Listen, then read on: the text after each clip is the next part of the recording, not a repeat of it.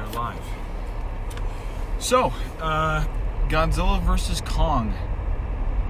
We, just so you guys know, we started doing this thing where we watch it in the theater. We record it on the phone on the way home. So we literally just watched this movie 5 minutes ago.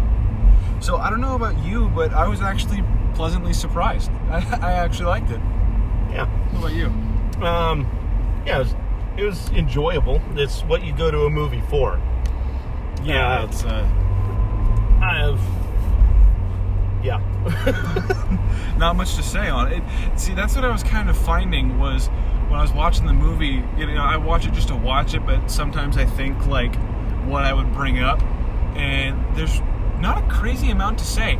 The one thing that I will say, like first impressions wise, and I think you brought this up with Wonder Woman. So for me, I grew up watching like the old Godzilla movies. I'm definitely not old enough, but there was a time when Netflix had like all of them, like Godzilla Final Wars, Godzilla versus Mothra versus Mechagodzilla, what's it called, Shin Godzilla, all the really good ones. This one kind of played like one of those, kind of just a dumb, weird plot that kind of ties it together. That's just kind of goofy, and the monster fights in between. And I kind of enjoyed it, and I had like kind of low hopes coming in. I tried to give the benefit of the doubt because the first Godzilla movie was atrocious. The second Godzilla movie was better, but it was still pretty bad. And then I'm watching this one. I'm like, they did a better job with this one than with the second one. I could see myself probably watching it again at some point or another. And I think at that I'm spoiler free. So anything past this for me is going to be filled with spoilers. It's a good. I thought it was a great intro to summer blockbusters, getting big movies, big theater movies back in the theater. I think it was a good way to start the summer blockbuster experience. You know what I mean? I think it's a good kickstart. Yeah. I wasn't super impressed. I can critique the heck out of it, but like I said, if you want to just go in and be entertained for a couple hours, I would say go see it. My expectations of the whole franchise are kind of low. So, with that being said, if you don't go in expecting a whole heck of a lot, you won't be disappointed. Yeah, I think this is 100% like a really enjoyable movie. I think you can just have fun watching it. If you can get through like the beginning part where they're trying to slap it all together. I mean, they kind of did what they did with the second movie, where it's like they open it up with some kind of action or fight sequence, and then they start doing a lot of movies are doing it now just to give you a little bit of action right up front, and then they go through the plot, they do this, they do that, and then they start getting into the fights, and it starts becoming enjoyable. But you really got to buy into it. You can't really think about it too hard. It's a really good movie to just it's kind of hard to put into words, but it's a good, hey, you want to go see a movie? Sure. It's very casual. It's a good casual watch. Yeah, it's a good opportunity to go spend 2 hours and let your mind go numb without thinking, without worrying about what's going on in the rest of the world. Just go and enjoy two monsters smashing each other up completely. For me, we just barely got it in under the wire for the showing time of this movie. So I jumped in ahead of Dad to just because it was right at the end of the opening credits, and I filled him in. So right from the opening scene, like I said before, I was worried. I was really worried that it was going to be bad. I was worried they were going to go the wrong direction. I didn't know what they were going to do. And it starts off with this guy. What? They didn't either. And it starts off with like this guy who's recording a podcast. Kind of sounds familiar. and he's like, it sounds very investigative journalisty. He's talking about like conspiracies of it, and I'm like, in my head, I'm like, no, do not make this like another Lois Lane from Man of Steel. So I was really worried it was going to become another one of those, I'm a Pulitzer Prize winning reporter, and he's like always shoving microphones in people's faces to get the truth. But I was actually pleasantly surprised by the guy's character. I don't remember his name, saved my own life, and I don't really care about his backstory that they threw in there because, I don't know, I think there was like one shareholder who was there or like one producer that was there on the set one day, and they're like, you need to give him a backstory of like a dead wife or something like that, and they threw it in there in a 5-second scene, and that was it. Yeah, forced heart for a character who is just charming enough in his own goofy conspiracy theory way that you like him anyway, so you don't need to force feed us a backstory. It doesn't really matter. What I think it was, I think they were trying to like keep him from looking like a cave troll who just like a basement dweller. Yeah. So they bring in the fact that he used to have a wife. Since the other little buddy was the cave dweller. Oh yeah. So live in Mom's basement. For me, since we're supposed to talk about positives now anyway, I'm branching out of first impressions. I liked the guy's character. He was funny, and he did it for me. I thought it was funny, and the kid from Deadpool 2, that kid's so talented. He's funny. He's a funny dude. Yeah, he's funny. Funny as always. Yeah. And they had Eleven from Stranger Things. Well, she's in the last movie. She's in the last Godzilla movie. Yeah, she's in the last Godzilla movie. The other ones are from the last King Kong movie. Yeah, I didn't watch Kong. I don't care. Well, I really don't. You don't need to have seen any of them. Yeah, to watch this. So they throw little nuggets in there for people who have seen either one. And yeah, I haven't seen Kong Skull Island, but I've seen like bits and pieces of it. They throw enough in there to keep those people like satisfied. Like, you'll be rewarded for watching the other ones, but you don't need to have seen either one. And I really think that they know that at this point. When it comes to like Pacific Rim or Godzilla or Kong, like both like all owned by Legendary, I think they know like, hey, this is for the casual viewer. Let's just make a fun little monster movie, and they don't make it so you have to follow it so heavily. So. You don't go to Conan the Barbarian for the dialogue or the intellect.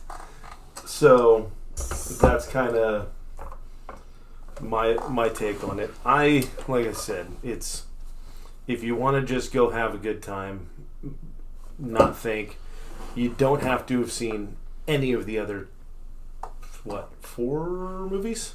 What do you mean, Godzilla or Kong? There's 2 Godzilla movies. 2 Godzillas and 2 Kong movies. Is there 2 Kong movies? There's the King Kong with what's his face? Jack Black. Does that one count? I think. I don't think so. And then there's Kong Skull Island. They're not by the same studio though. Why do they all? I mean, King Kong all looks the same, but I thought it was the same.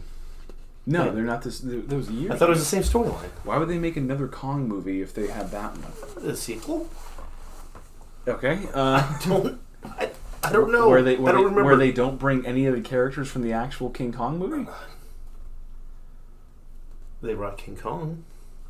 Really? Everybody died the first time. They brought... Oh, well, yeah, I guess the last time he died, right? Off of the Empire State Building? The Jack Black one, did he? I don't know. I haven't seen it. I think that was like a remake of the original King Kong. Oh, gee. I think it's safe to say that the Kong Skull Island is its own... its own thing. This is definitely a sequel of Kong Skull Island. I guess it's not a sequel. Oh, by the way, I feel like I need to say this right now because I think if people do watch this, they want to watch it to see if Godzilla or Kong won. If you're a Kong fan, if you were Team Kong in this movie, you're going to be severely disappointed. And guess what? If you're a Godzilla fan, you're going to be disappointed. I was going to say, yeah. So even like I was Team Godzilla all the way. I didn't think that Kong stood a chance. I didn't want him to either. But like, if you wanted Kong to win, oh my gosh, you're going to be so disappointed. Kong landed like 5 hits and then just got decimated. He got absolutely mauled in their first fight. Then he got Like, seriously. Spoilers, jeez. Yeah. It's. Well, I guess we're past this. Hey, yeah, no. Oh, I've only if you're given watching this- 3 spoiler warnings. Thanks for following what I'm saying about as much as you followed the movie. Yeah, well, my interest level's about the same. Wow. This is just going to be movies with my and then nothing else. That's how this is going to continue. Probably should have went to an earlier showing. Yeah, if you let's go ahead. I was going to say, if you couldn't tell, we were recording this pretty late. So, yeah, Kong just gets whooped so bad in the second fight that they have an entire scene dedicated to them defibrillating him to shock him back to life. Don't get me started. Okay. Yeah. Okay. If we want to just jump to the nitpicking. No, okay, save it. Okay, then stick Okay, with I'm gonna positives say- or you're going to I'm get sorry. riled up. I was trying to summarize there for a second. Okay, so positive things. One, I like the Godzilla one. I really like that because I've been a Godzilla fan since I was 6 years old, Yeah. and I don't know. That's always what I wanted to see, and this movie pleasantly surprised me. So like with the whole Millie Bobby Brown, kid from Deadpool, guy from I Don't Know. Those three were pretty funny together. What's funny though is Millie Bobby Brown didn't do much. Didn't have her do anything. Yeah, really. What I liked was it was very much like watching one of the old Godzilla movies where there's a bunch of technical stuff going on. I think it might have even been one of your Mecha Godzillas that you watched back in the day where they're in this secret lair cave under a volcano and all the scientists are doing their scientific-y thing that's completely pointless to the movie. But then Godzilla comes and attacks, and that's it. They fight him off, and then they appease him, and he goes away. That's kind of the vibe of this, where the human characters didn't really change. Oh, you know what? That's Godzilla Final Wars. That's the opening scene. Yeah, where they're in they're in a science they're in like lab, they're in like a little bunkers, and, Yes. and then they look up through the window, and Godzilla's looking them dead in the face. Yeah. Well, they don't appease him or anything. He shoots fire, but they both die. Yeah. So anyway, that's what this felt like, was kind of in the theme, or along the same lines of those old style Godzilla movies. Yeah. That's what I liked about it. That was one of the positives. Yeah, honestly, like if they had like people speaking Japanese and with a crappy English dub over it, where the mouths don't line up at all, it actually would have made me enjoy the movie a little bit better. Yeah. But that's just the nostalgia for me, though. Yeah, there's a little element of not taking itself too seriously in the old ones, and I think this one didn't take itself too seriously either. No, I wouldn't say so. What I do like, I'll stick on the positives, is that it seems like they're starting to kind of find their stride with where they want to go with both of these different storylines. Yeah, that's something I think I brought up earlier. I think they're getting better with each movie. I think they're doing a good job. That exactly. Yeah, it was one of those where you can tell that someone's been so excited to match. Has there been any other King Kong versus Godzilla matchups? No. Ever, right? No. So it's one of those where they've been so excited to have these two finally meet, but they didn't know how to make the two worlds collide, and they have an equal love for both characters or both creatures. So, just like like I said about the DC universe, where you're just smacking your action figures together and that's a fight scene. Mm-hmm. This is a movie version of playing with these two action figures in your sandbox, where you mash them up against each other for a little bit, couple scenes, you have a fight scene, I win, you win, I win, you win, and then they hold hands and skip off into the sunset. They even had to return in the sequel. They even had Alexander Skarsgård go, I guess round 2 goes to Kong, and I'm just like, oh my gosh, like they have to spoon feed it that much, but Yeah. it kind of added to it to me, the kind of cheesiness of the movie. Yeah. And I'm like, it's like, this is a movie where if you buy into it and you're not looking to find any Oscar nominees here, you can really have a good time. It did not take. Yeah. So No, like the whole dad part. Is there any point to him? He does nothing. And I'm still counting that as a positive because that was what we were talking about, on like how we kind of enjoyed about it. But like there were like parts in the movie where Dad and I would just look at each other and just giggle to ourselves, and you just don't take it too seriously. It's fun to watch. Honestly, I might go see it again, maybe. But to keep going on things that I like, there were characters in there, and thankfully, like some of the jokes were kind of forced, or like the whole Tide Pods thing. When they that was funny. I thought it was kind of funny, but it's again, it was filmed very much the whole the style of it. It was like a very Americanized version of an old Godzilla movie. Yeah, with just really good cameras and CGI. Where it's just cheesy lines, somewhat cheesy acting.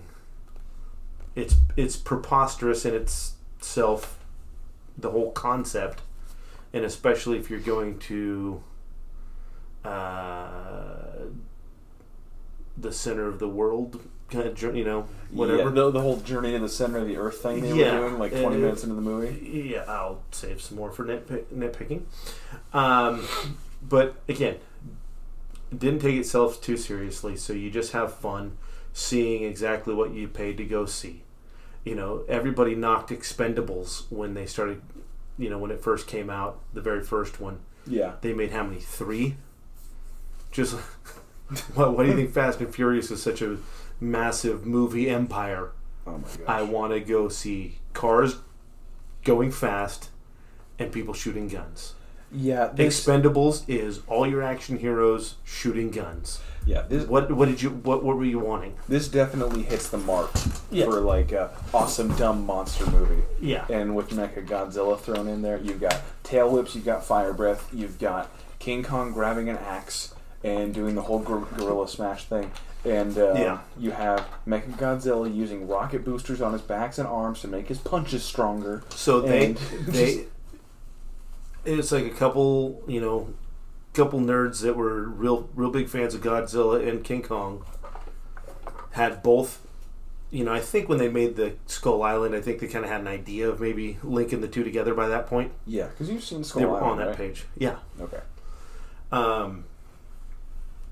We went and saw the prop of it, that helicopter thing. Yeah, that's true. Tour. So we actually went there. That was fun. So I think they kind of had an idea, but they,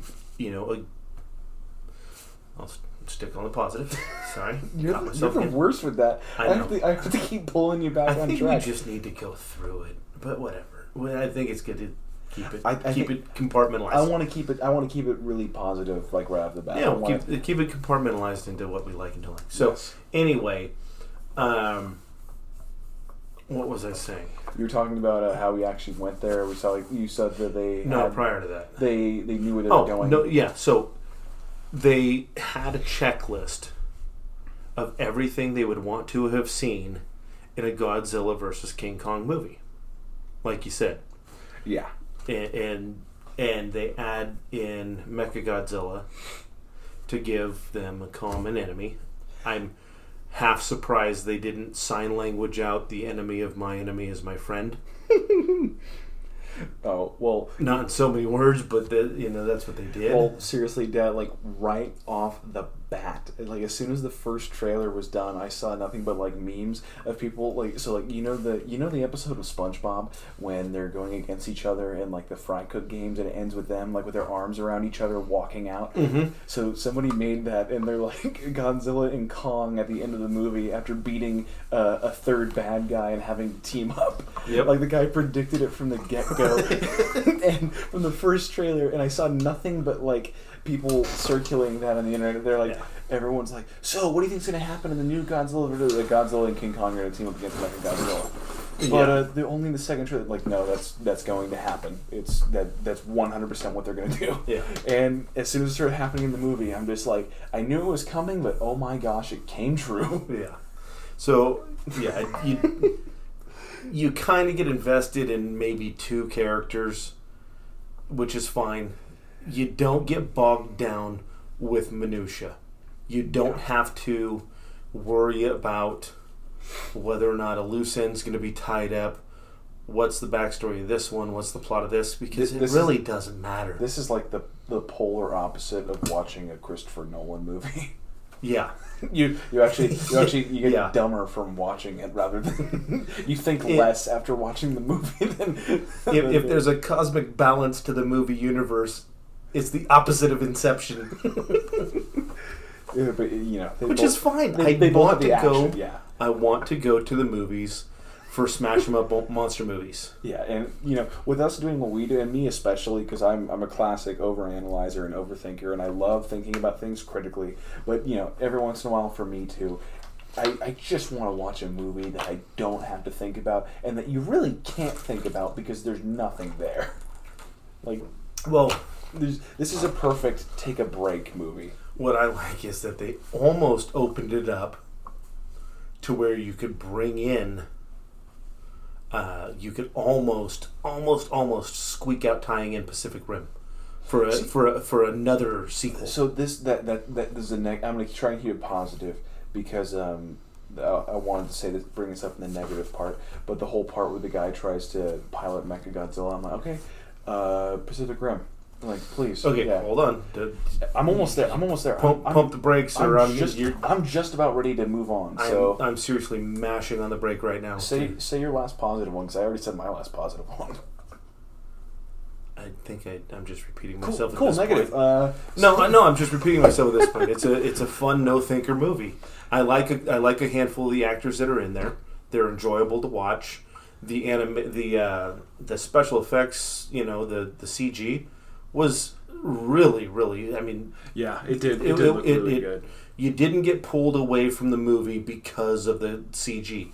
And when you do the underworld, Hollow Earth thing they're talking about, doing, yeah, there were some things that pulled me out of it, but it was not because of bad CG. Yeah, it was clean the entire time. I really, really enjoyed that. I think they did a good job of putting their energy where they knew the strengths needed to be. Technically, the technical aspects of that, it was a clean movie. Yeah. So before we get into the negative part, which we're going to do right now, I was pleasantly surprised, and I did like this movie, even though it's stupid. Yeah, I won't go watch it again in the theater. I probably won't either. It's one of those movies where if it's on cable, you might throw it on. But should we start getting into our ranking system? What do you mean? Or the ranking system that I had? Well, like a 1 out of 10 scale? No, so my ranking system that I used to tell people the best movies you're going to watch are, if you're going to go see it opening night, right? Yeah. It's an opening night or opening weekend. That would be your A+ movie. Gotta see it. There's plenty of hype surrounding it. Go see it so someone doesn't spoil it. That'd be like your Infinity Wars and your... yeah, exactly. Yeah. You're very anticipated and it lived up to the hype. That kind of movie. Okay. Then see it in the theater, but don't rush. Right? Like a B-list? That would be like... So by B-list, I don't mean like normal people mean. I don't mean like a normal... Just a decent movie, but it's not so stellar. Like, this, it's fun to watch in the big screen. Yeah. You don't need to go watch it opening night. No. Now, like, I'm really excited about Top Gun, right? But I have a feeling that it's not going to necessarily need to be an opening night type thing. No, reboot sequels never do well. Right? So, Force Awakens. Yeah. That was go see it opening night. Well, there's an energy about it. The anticipation alone, you need to go see that. There's an energy about it. Yeah. Now, Force Awakens. No, I just said Force Awakens. Wow, getting old. Oh my gosh, you disgust me. It's happening already. So Wonder Woman. What the heck's the second one? I'm trying to purge my mind The of Last Jedi. Yes, thank you. Yeah, there's a reason it doesn't resonate. I was gonna say that's about 6 months of therapy down the drain. Exactly. So, The Last Jedi. After having seen it, I went and saw it opening night. We rented the theater out and had all our friends there. There was an energy about it, but the movie was so garbage I wouldn't even rent it. That's not even a movie that you just don't see. That's a movie that you actively seek out to burn. Like Fahrenheit 451, that thing. Seriously. Well, yeah, you try to purge it from the databanks. Completely, yeah. Anyway, so opening night is what I've considered an A+ movie. Go see it opening night. Well, and go see it again. Go see it in the theater. There's two ways you can land on that list, and again, it doesn't have to be the greatest movie of all time to go see it in the theater. Yeah, it has to do with the fact that it's just epic in its scale, and it needs to be seen on the big screen the first time you see it. This is one of those. It's so big in scale. Go see it on the big screen. There's so much detail. They worked hard for it. Go appreciate it. Now, Fievel Goes West. You don't necessarily need to see it in the theater, right? SpongeBob the movie? No. It's not necessarily... Some things aren't made for the big screen. So then there's... then my scale, diminishing scale would be rent it, or sorry, buy it on DVD, rent it on DVD, wait for it to come out on TV. I say wait for it to come out on TV. Actually, don't watch it would be the worst one. So you just avoid it altogether. There's very few movies that I would say just flat out don't watch, except for like The Last Airbender, which I think I knocked the last time we did this when we were talking about Wonder Woman. We should come up with a list of like movies that we say like you should never ever see. Yeah, the Purge list. So anyway, that's kind of my scale. That has nothing to do with this movie, and we've gone on about for 10 minutes. But whatever, you at least should get where we're I coming would from. say this is a movie that you just go watch in the theater once. And this is a great matinee movie. If you have a day off, go catch it early. There's no reason to stay up late. There's no reason to run out and go watch it. I wouldn't change your plans to go see this movie, unless you're just going with some friends and want to get together. But if you have the time while it's still in the theater, go see it in the theater, enjoy it for what it is, and that's what this is perfect for. All right. Okay, let's get into some negativity and nitpicking. My favorite part of the day. I love doing this. I could do a whole series just nitpicking movie. So could I. Oh, it's so fun. Go ahead. You get fire away. Oh my gosh. Because you might not get a word in edgewise once I get started. Okay. Go ahead. You look like a Jack in the Box just itching to get out. Go ahead. Okay, so this movie has just like we said, it's stupid. The plot is ridiculous. But the thing that really bugged me, especially right off the bat, is there were some really good actors that were wasted on this movie. Like Alexander Skarsgård, Millie Bobby Brown, the kid from Deadpool. I'm like, sure, they did a good job, but like, come on.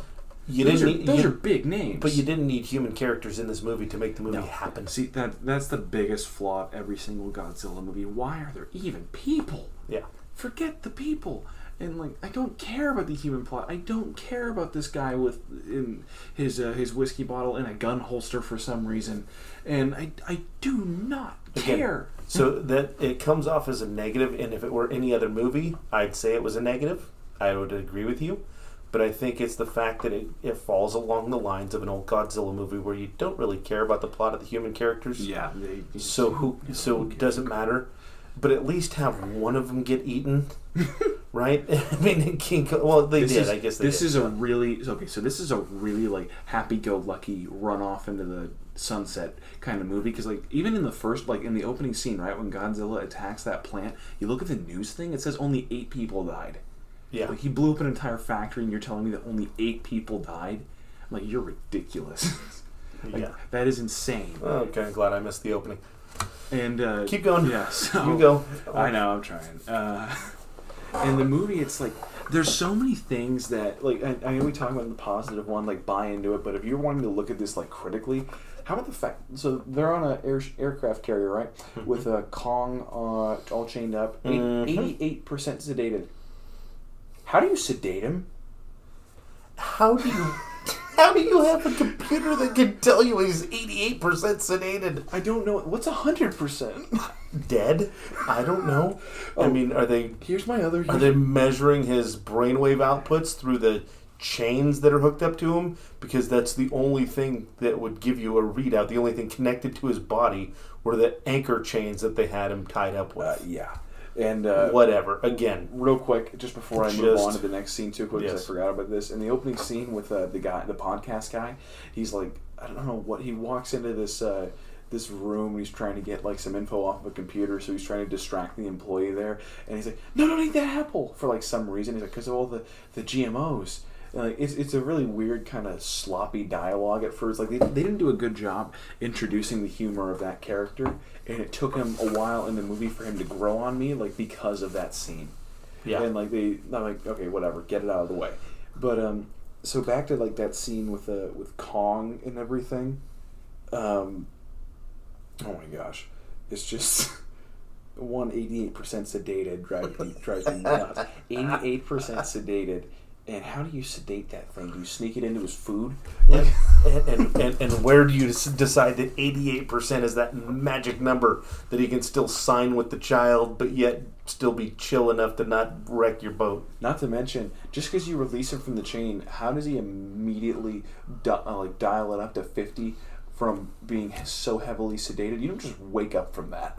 How did the button release the chains from the bolts? There's no mechanism at all. You just press the button with the boats upside down to release them. She pulled like some yellow lever. He did. He pulled the lever. Oh yeah, that's right.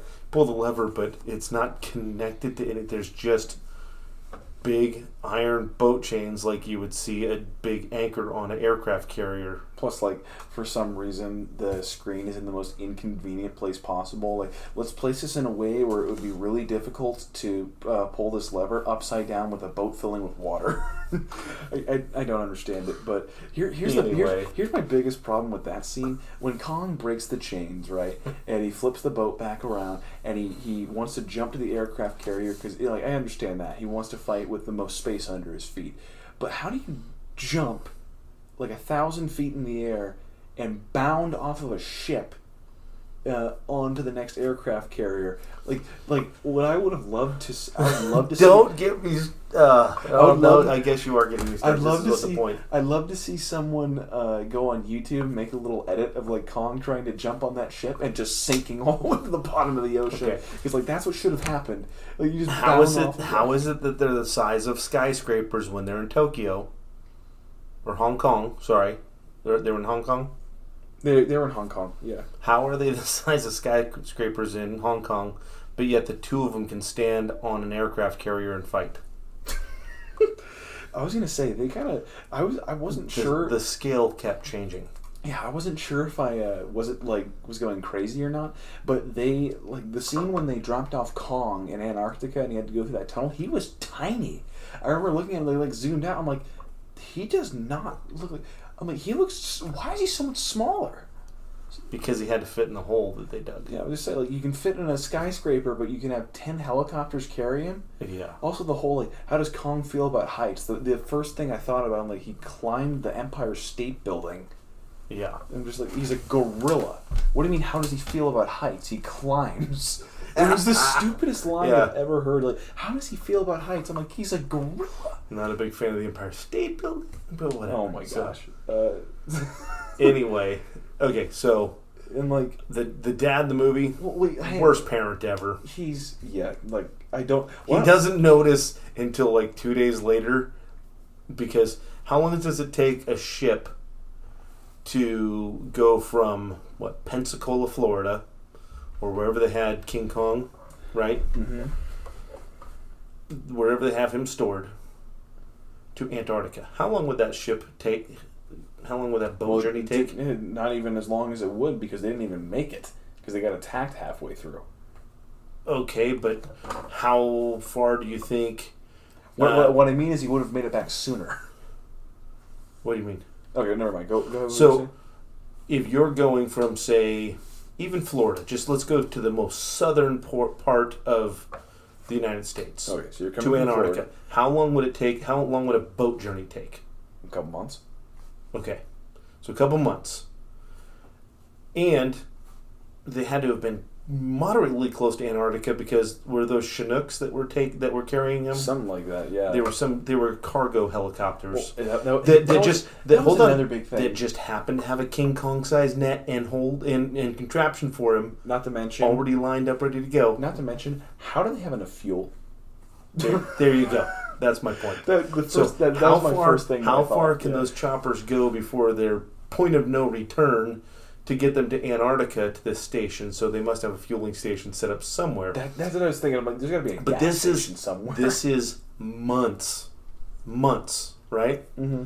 But yet, the other human group is going on this hyperjet through some subterranean tunnel from Pensacola, Florida, to Hong Kong. Right? Yeah. In the matter of a couple hours, because they're going 700 plus miles an hour through Earth or whatever they're doing. Yeah. And then they suddenly appear there. They would have to have been, because she left, right? She left her dad's place and contacting with her dad, and had the other funny kid come over and pick her up in the van. Yeah. Like the next day. Yeah, by the way, that is like this is like parenting 101. Yeah. Like, so seriously, one second. Your daughter gets into a van with a creepy pudgy guy with long hair who doesn't have a license to immediately meet a guy on the internet she's never seen their face, banging on his door. And the guy at the gas station who wouldn't sell you bleach won't give you his information. No red flags coming up for anybody. Dad wasn't paying attention. Yeah, but I mean, like, how about just common sense? Like, yeah, let's go meet this guy. Yeah. So anyway, their timeline was a matter of a day or a couple days at best, like a few days of journey, yeah. Because they're milling through the Pensacola place that they sneak into, all within a few hours of meeting this guy. They go have lunch, whatever. It's maybe a day or two.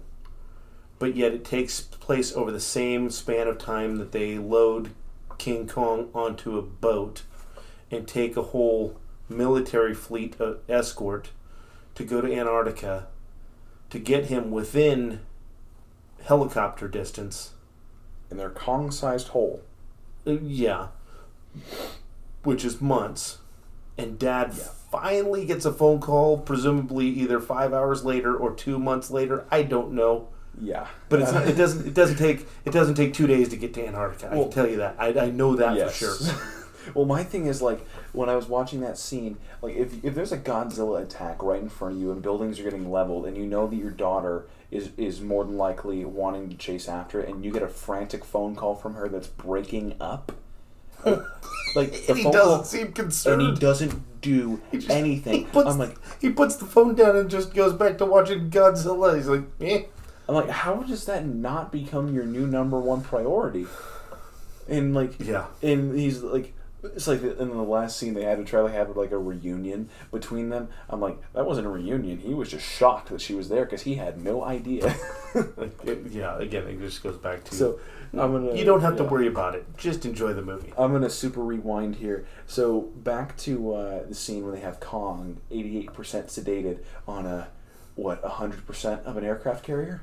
So he wasn't even on an aircraft carrier. Whatever it was, it's a special Kong ship. So they the whole opening sequence, you get the point of it. You kind of know it's a little eyeball or brain or whatever that they're dealing with in one area. Oh, yeah, you know right off the bat it's Mechagodzilla. Yeah, but anyway, I like how they brought him into the mix. I thought it was cool. But just like the last movie when we were talking about suspending reality in Wonder Woman, where we referenced the Hulk, right? Yes. If if you're toting around a skyscraper climbing, how tall is King Kong supposed to be? 50, 60 feet? Meters, right? 50, whatever. 50 feet is like not hardly the size of a motel. How tall is he? Like 50 meters, 60 meters. I don't He's know. holding a human in his hand. I mean, He's holding a human in his hand. Okay, like a bus stood on end. Is he two of them? I don't. How long is it supposed to be? I mean, the movie knows just about as well as you do. So well, again, just like the size manipulation, the time manipulation, none of that mattered. Right? There's no logical continuity to this movie with any of it. Yeah. Whatsoever. This Kong might as well have turned into a snake at some point in the movie, and it would have made about just as much sense. It bends and warps time, much like their travel through the center of the earth. Yeah. Somehow. Okay, hold on. So if you're jumping, they're carrying King Kong on this cargo military freighter thing that also has weapons, a weapons system. Mm-hmm. It's like it was designed just to float King Kong around and protect him against Godzilla, and then he jumps from it. If you have that much weight on a boat where he's taking up the entire side to side of it and almost the whole, width and depth of it, or width and length of it. If he went to jump off that boat, he's going to push the boat down in the water. Unless you have some serious counterbalance, it's going to... It's going to sink the front of the boat as he jumps. It's going to kill everyone. And he's going to fall. Have you ever jumped off of a canoe? If you stand on the front of the canoe and you try and jump, the front of the canoe goes down and you flop and you make a Funniest Home Videos, spectacular splash into the water with a belly flop. You don't jump 100 feet, or no, 100 yards, 200 yards. How far was the next ship over? It was a couple hundred yards, right? Within Kong jumping distance. So he jumps. He's pushing off of a boat. That boat would have sank or just been significant. That's what and then he lands on the other one and then jumps to a third one to get on the aircraft carrier. And then he's riding the aircraft carrier like it's a surfboard.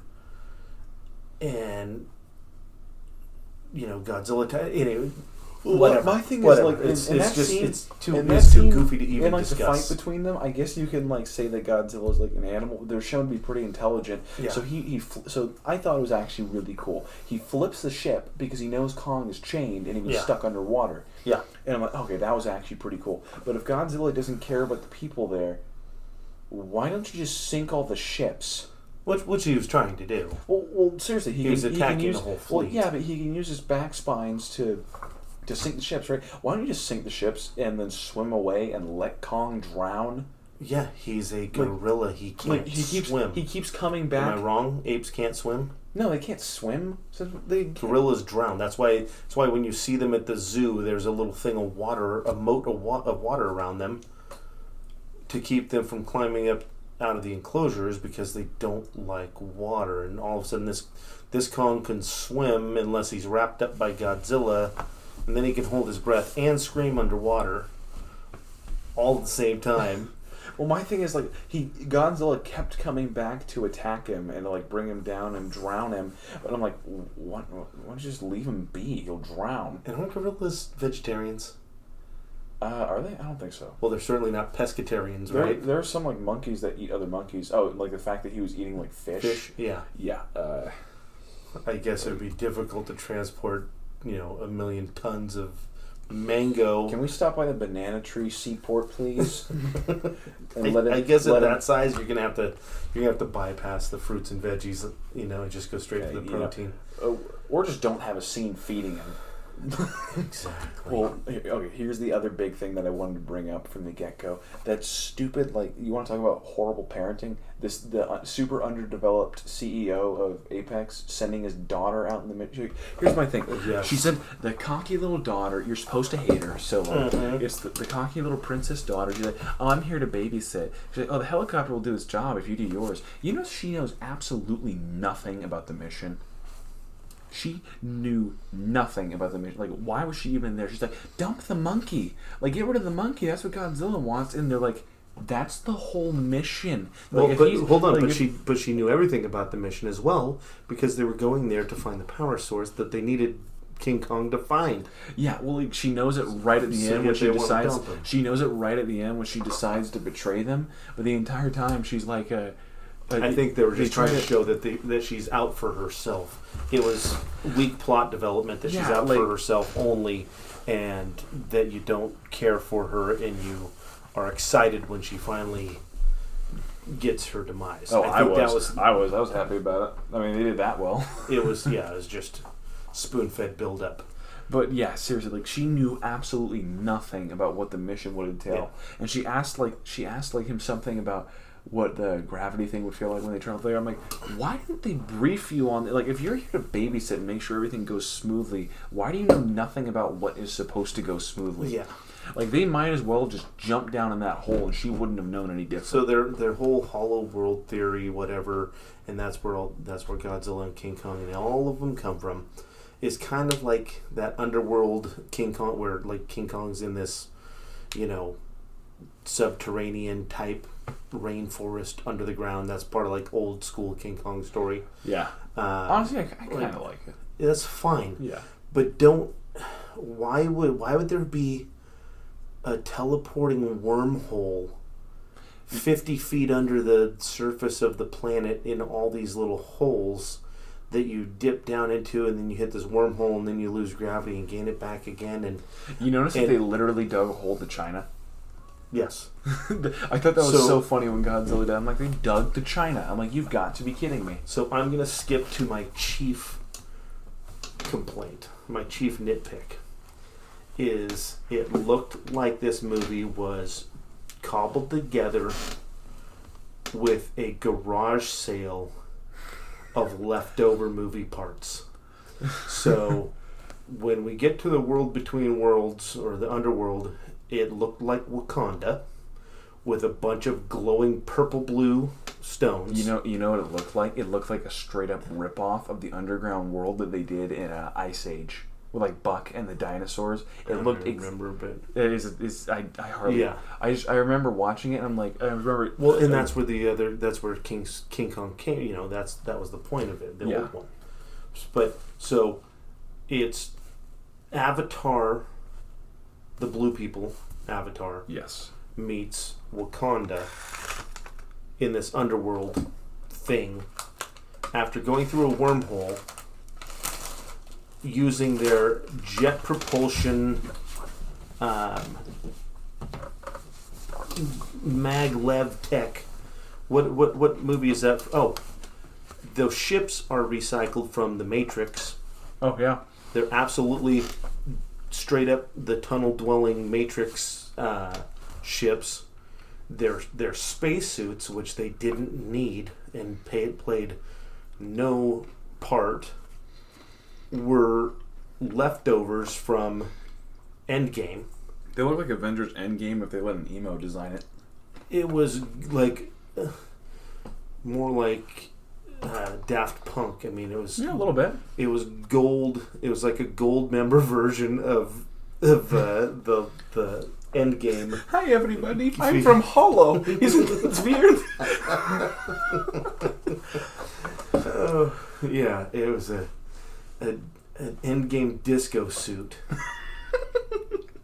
It's like, let's have these leftovers. Let's etch a different emblem in the shoulder because we had enough time to put those outfits together as well. Yeah. By the way, one of my chief complaints. I don't know if she played a big part in the earlier movies. I don't mean to be mean because she's very young, but the whole little girl thing was driving me a little nuts. Just the look on her face. I remember thinking to myself, so she's deaf in the movie, if anybody doesn't know. I remember thinking to myself, they have all these stupid shots where they just zoom in on her face and she doesn't say anything. And then I went, oh, wait. I remember thinking, I'm like, she's always got like this kind of smug little look on her face, and she's always disobeying. She's an old soul in this little, 10-year-old, 8-year-old, whatever she is, body. I'm so tired of the trope in movies where the kid knows better than the parent for some reason. She's got this whole thing dialed in, and if she feeds King Kong and Godzilla a Scooby snack, that they'll both behave and get along for her sake. Mm-hmm. Whatever. Again, not going to dive too much into taking it seriously. Well, it's just the movie elements. So the one of the other chief complaints I have is the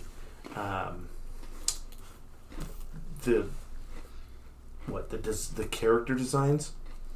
Godzilla or King Kong looked less like a gorilla than the last two King Kong movies, and I don't think the two weren't related. I don't think he looked like cartoony almost. He looked more anthropomorphized. He looked more human. His legs were longer than proper proportion.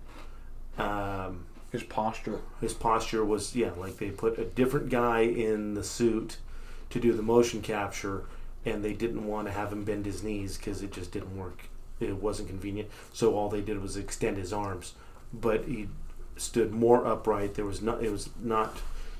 You have an anatomical reference. Just go off of a gorilla. He's just bigger, right? So kind of stick to it. They can only fix Godzilla so much because they're going off of the other. These are both off the other two Godzillas, right? There was the Godzilla with the dude from the Quicksilver that got killed, right? You mean actually Scarlet Witch and Godzilla and Quicksilver. Scarlet Witch and Quicksilver were husband and wife in that Godzilla movie. Oh, you're talking about the Matthew Broderick one? No.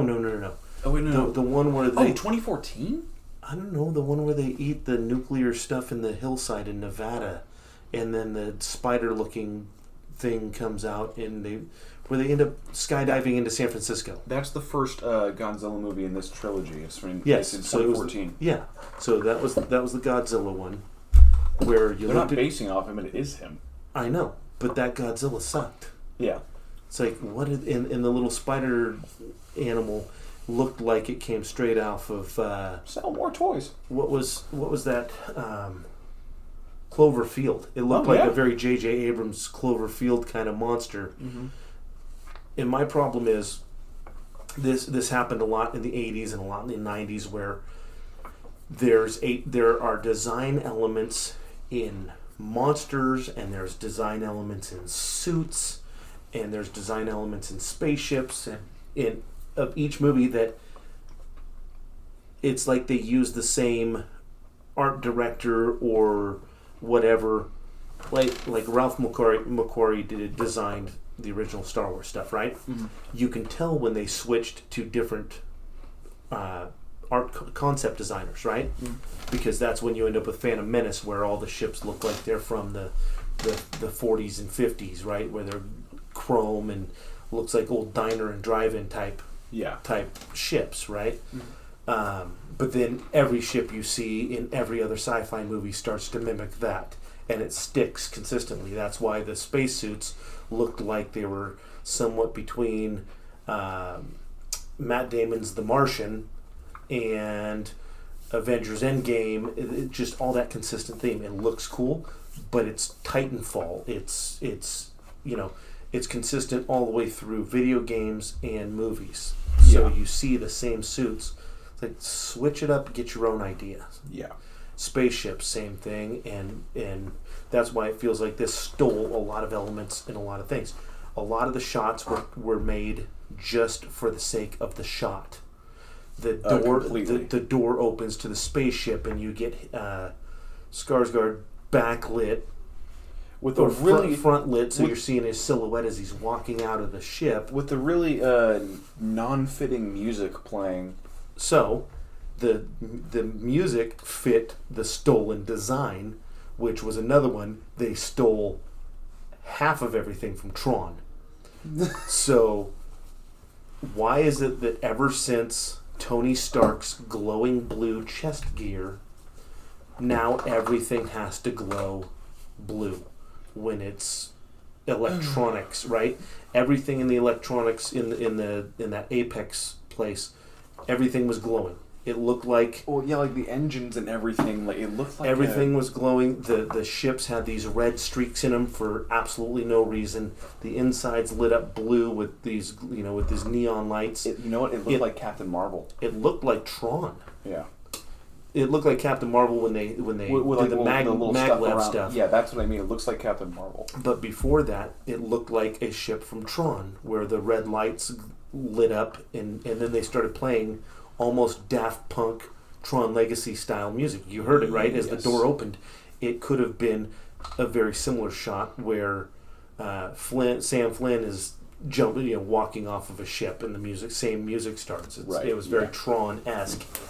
The only place the neon actually worked was in Hong Kong, where it actually is on their buildings. You don't need it throughout the movie. I don't need to know that it's super tech for it to be glowing. Godzilla's back glowing blue, that's part of the movie. That's old school where his back glows. That makes sense. But everything else having neon lights to it just doesn't need to happen. Again, it's another stolen element from another movie just to throw it into this to make it more futuristic, sci-fi-esque, whatever you want to call it. And the other thing one of the main complaints that I've had about Godzilla from the get-go, he's got some freaking haunches. It's weird. Yeah. Like he looks like a pear. The thickest thighs and base of his body that I've ever seen in my life.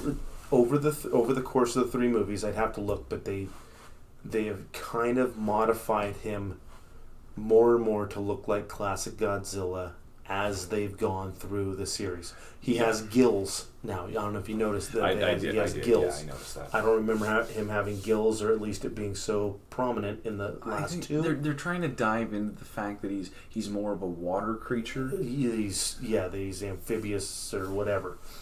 But in the first movie that I was talking about, the San Francisco one, he looked like he was a straight lava monster. His skin looks like it's lava, just hardened, right? Which, in the original Godzilla movies, he looked like his skin was avocado, right? Yeah, like ripe avocado. So it makes sense.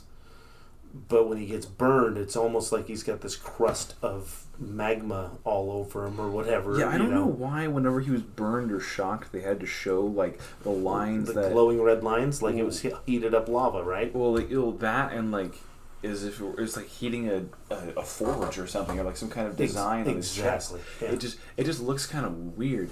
Well, and, it's one of those things where, like I said, when all the art starts to duplicate itself, where you find a cool concept and then you want to use it on everything. So, for example, in Star Wars, Darth Maul, hands down, super cool character, no argument, right? Mm-hmm. They killed him off, or at least so we thought, originally, and too soon for such a cool character, which is a normal Star Wars thing. So they had to bring him back. But now all of a sudden you've got a Mandalorian with the same paint job. You've got Darth Talon, who's a cool character, but she's a Twi'lek with the Darth Maul tattoo job. Yeah. You've got stormtroopers with everything's now red and black Darth Maul looking for an entire decade. It's like we get it. It was cool. Just let the one thing have it. Not everybody has to have this style now. Well, I feel like with Hollywood being a business, when they like with so many ideas being run through the ringer so much, they find something that catches and they just roll with it. You know what I mean? And especially now, they're in a freaking creative deficit. Well, I think it's that, but also the people that get into this business have a habit of liking something and latching onto it so hardcore that they bring it into everything. It just that fuses in everything. That's a classic nerd move. Yes. You find a joke that you like, so you stick with it because you can't come up with any other material, and that's your gold. Yeah. So anyway, that was one of my big complaints about the movie is, like I said, a bunch of borrowed elements, a bunch of stuff that's been done a million times or overdone, and they're trying to morph these characters into what they want. And you don't know the end from the beginning. So they didn't know they were going to tie Godzilla and King Kong together. The universes weren't really meant to collide. So when you have to make up this world between worlds kind of theory to it, that you're forcing it. Yeah. Go back, look at what you want to accomplish, and then go back and rethink if the ends justified the means, where it was worth having this, like I said, a wormhole in Earth just to have Godzilla or King Kong go there to do absolutely nothing. Well, see, and you go through all this trouble, and there was a wormhole, and then Godzilla blasts a hole into the center of the Earth, and his laser's so powerful that it digs 1,000,000 miles into the Earth's core to where King Kong was, and then they just jump back up that hole. So that's another thing I want to bring up with that whole scene. For some reason, he knows exactly where to go. I know that they talked about it like the beginning with how they kind of instinctually know, but he goes to the place where apparently the gorillas hung out, and apparently they made statues as well because there was a giant gorilla statue. Statues of themselves, weapons out of what was that was 100% an axe made out of a King Kong's backblade, right? No, so here's my thing.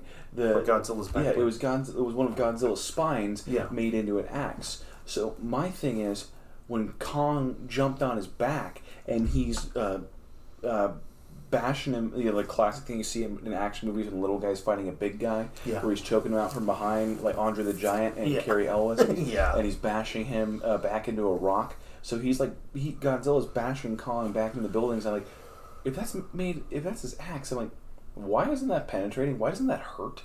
Those are nothing but spines on his back. I was half expecting him to have to return that spine to his back for Godzilla to get his super strength and get the super laser beam to take out Mechagodzilla. Oh, that's what it seemed like. Here's my thing. I understand that you charge the axe and you can release that giant shockwave when he's fighting Mechagodzilla. Here's my thing. Again, why is it when you charge the axe, why does it become sharper?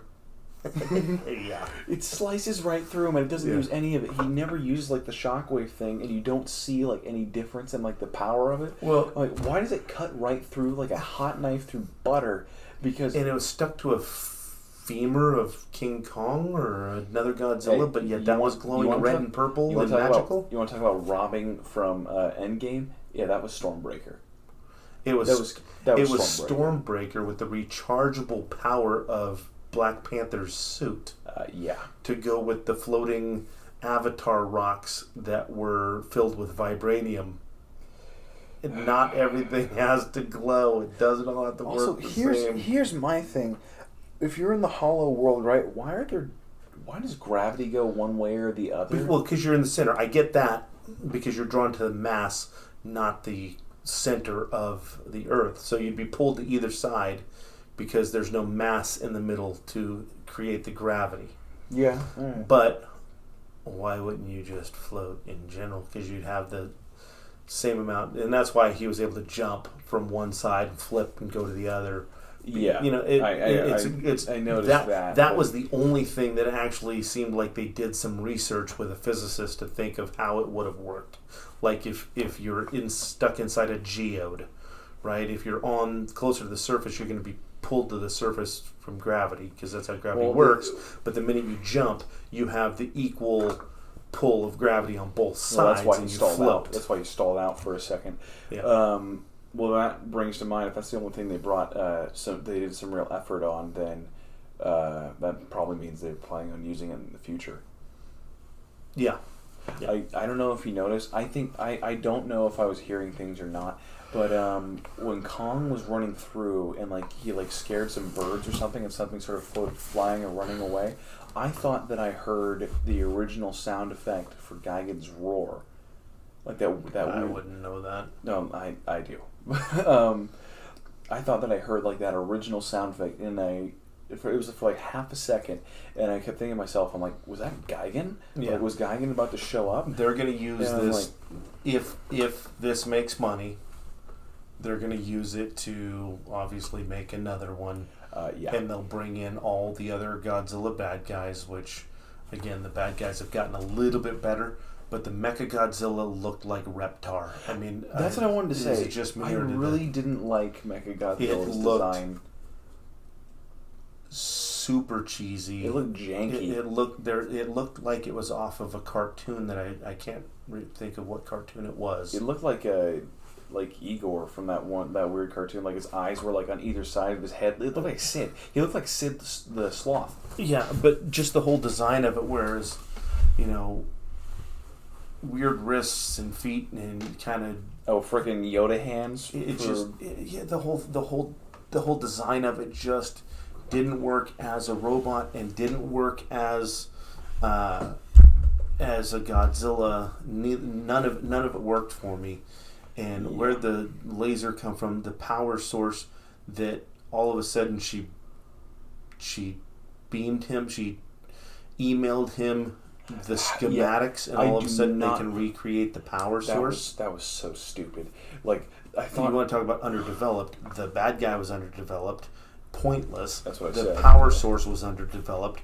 The straight up stolen from Jaeger Tech of Pacific Rim to control this Mechagodzilla, but yet using it. That was also stolen from Transformers, where they were using Megatron's head to power the new. It's like they took every Transformers. It's like they took every action movie from like the past 30 years and just mashed it into one. Well, that's what I'm saying. They sat and made a checklist of everything they want to see in a Godzilla versus King Kong movie. Like you said, tail whips and laser beams and prying the mouth apart that they've used a million times. That is so overdone. And then, what do we like about other movies? Well, I like the glowing parts of Tron. I like the brain connecting with the robot, drifting with Mechagodzilla. Yeah, I like the drifting part of Pacific Rim. That was also a little bit. I like the brain takeover of Transformers, where I guess Mechagodzilla was a here's my mental thing. warp of King Ghidorah or King Ghidorah, whatever. So here's my thing from the last movie. They said that they communicate telepathically and X, Y, and Z, and they the skull of King Ghidorah. I'm like, cool, the skull's there. Where's his brain?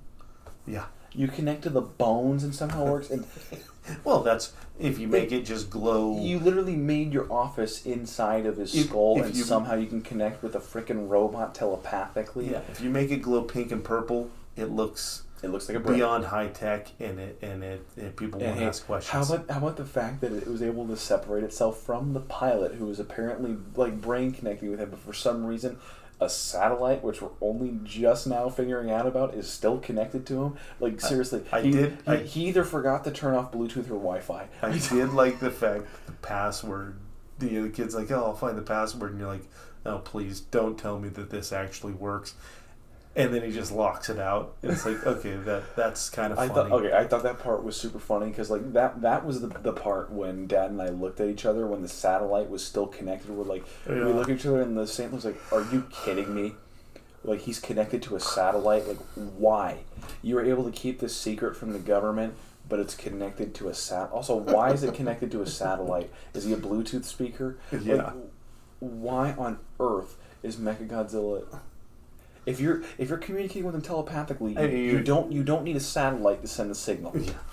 Just a few plot holes. But oh my gosh, like the thing they try to do it from a distance. Yeah, sure, but he dumps the whiskey. That line was actually pretty funny. I gotta die with kids and sober. Yeah, that was pretty good. But here's my thing: when they shut down the satellite, what did it do? It didn't shut down anything. It didn't shut down the satellite. It didn't do anything. It made him balk for half a second. All it did was fry the keyboard, which he wasn't even connected to, which gave them a pause for them to be able to get the upper hand on him, and then team up. Oh, and then you turn your spaceship that's design was stolen from the Matrix 2, a defibrillator, and turn it into a defibrillator. Oh. You know what's so Okay. funny? You know what's so funny is they sounded like they were going to explain it for a second. They're like, the only way to make a charge that much is unless, and then he didn't say a word, and they just did it. Exactly. Thank you for not even trying to explain it. And his heart is getting weaker and fading. Well, I you turned shock to you, him. I turned to you in that scene, and I'm like, he's like, his heart's slowing down. I'm like, he could be sleeping. Your heart slows down when you sleep. Dying because he's injured because Godzilla just stepped on his chest and grounded him into paste. That's why his heart's slowing down. It's probably swelling and bruising because he just got in a fight and got beat up and he's dying. A shock is not going to all of a sudden give him super energy. You don't charge up King Kong the same way you charged up King Kong's little axe by shocking it. Now all of a sudden he's got super strength. Did you notice that they didn't just restart his heart? He woke up like on a mission. Exactly. He woke up like you just gave him like 10 shots of coffee. Yeah. He like sat up and like, whoa, that's got some kick. You know what it's again. It's not doing a whole lot of research into what the real effects would be. So again, we're suspending reality big time. Well, how about the fact that he runs out of the ship and the next second he's already how do you get up and down?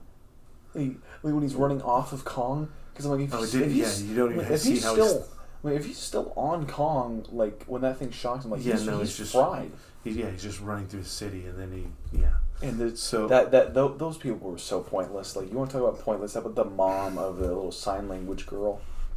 Oh my gosh.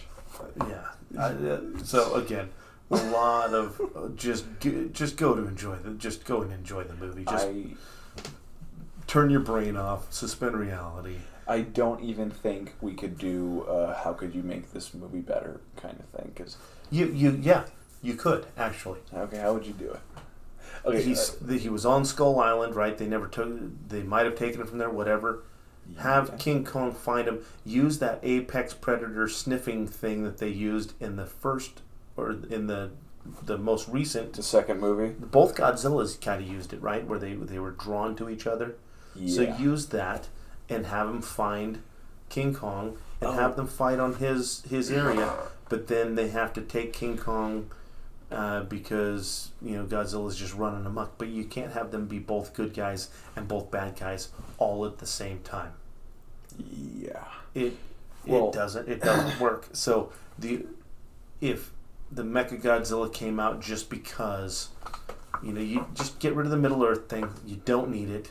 Come up with a different power source and just bring them both on scene because you want to have them help you fight this Mechagodzilla because it's the bigger threat. But if you would have just let the dude do his Mechagodzilla, he would have taken out Kong and Godzilla, and you wouldn't have any problem anyway. You know what you could have done? They could have done something like it, because Kong was never a part of the kaiju verse. So what you could have done was they start building Mechagodzilla on Skull Island.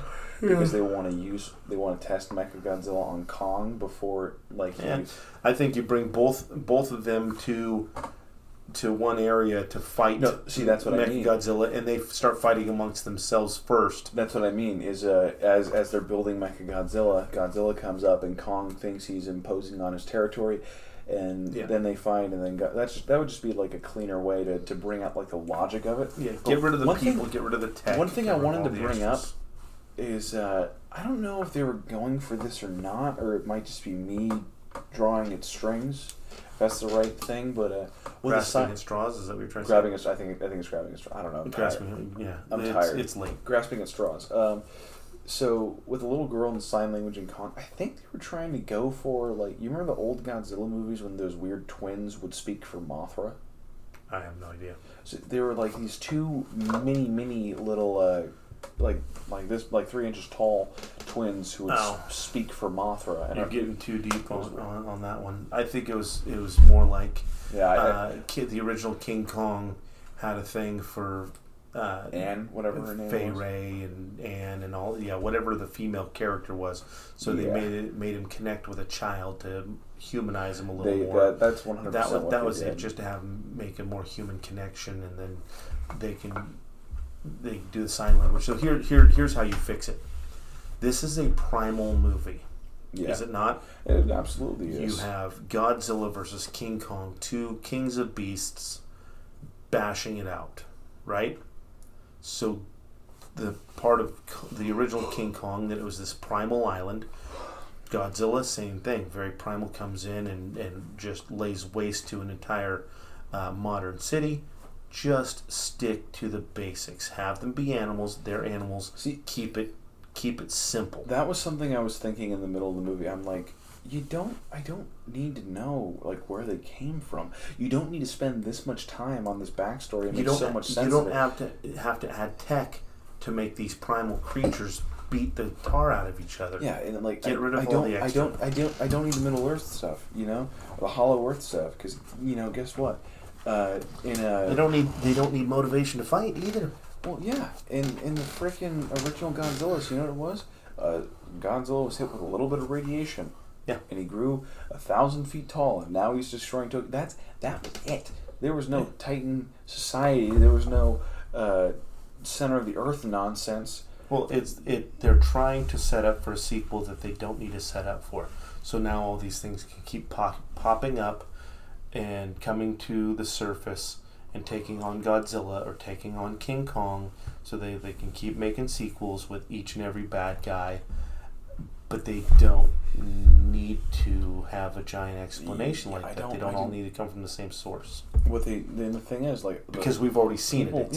It's people love Pacific Rim. Yeah, that is 100% Pacific Rim, right down in the wormhole. Yeah. But the thing that people love about the old Godzilla movies, especially, is just there's no backstory. They're mutants. There's no human story. Just watch the monsters fight. It's literally a WWE match. Just let them duke it out. That's why Godzilla Final Wars is my favorite Godzilla movie. There's like 12 Godzilla fights in there, and I do not even remember one single human's name or what they look like. Go back to cheesy story, cheesy plot, cheesy dialogue, which, I mean, they definitely went back to all that. But you don't have to fancy it up. No. Just put a dude in a Godzilla suit and a dude in a King Kong suit and have it be a WWF match or WWE match. WWF, okay. WWF is the original World Wrestling Federation. Man, you're old. All right. I'm tired. I think that about wraps it up. Yeah. Later.